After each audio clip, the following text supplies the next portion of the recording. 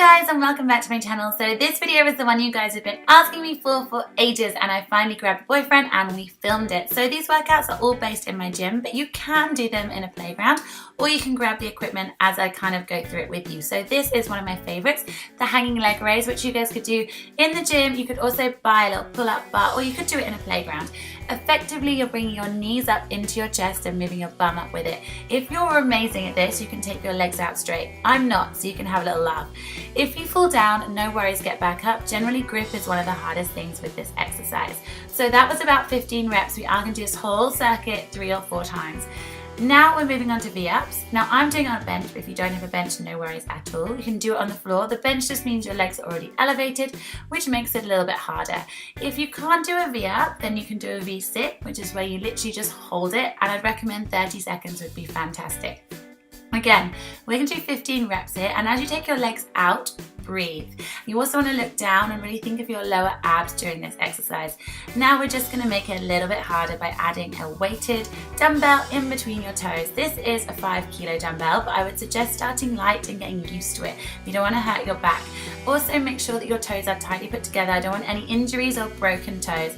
Again, remember to breathe, move as much as you possibly can, and try not to fall back onto yourself, because that would really hurt if I fell into that deadlift bar. So we are now going to move on to the final exercise, which again is going to use the pull-up bar, or if you want to, you can use the playground. We're going to jump on up, and I want you to think of the muffin top at this point. You're basically lifting your legs to the side and crunching in to do a side crunch.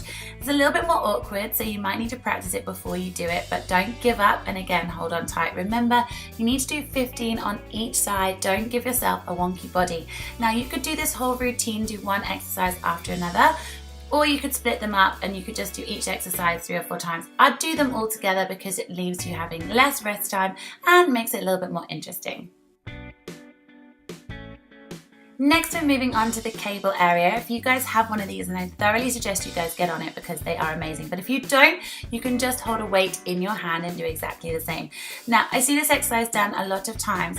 The main reason that it doesn't work is because you're not connecting with your body. So I need you to really concentrate on your stomach. We're not pulling the weight up with our shoulder or our hand, you're pulling up with your abs. So you want to breathe out every time you bring it up. You'll feel a little bit constipated and a little bit silly, but trust me, if you feel your tummy going really solid all the way down, you will be working your abs. If you notice that your shoulder is moving higher and lower, then you're probably fueling it with your shoulder. So again, you can do it with a plate, or you can do it with a dumbbell or a kettlebell. It doesn't really matter, but this will work really, really well on toning your side obliques and improving your core. Cheeky little bum shot from the boyfriend.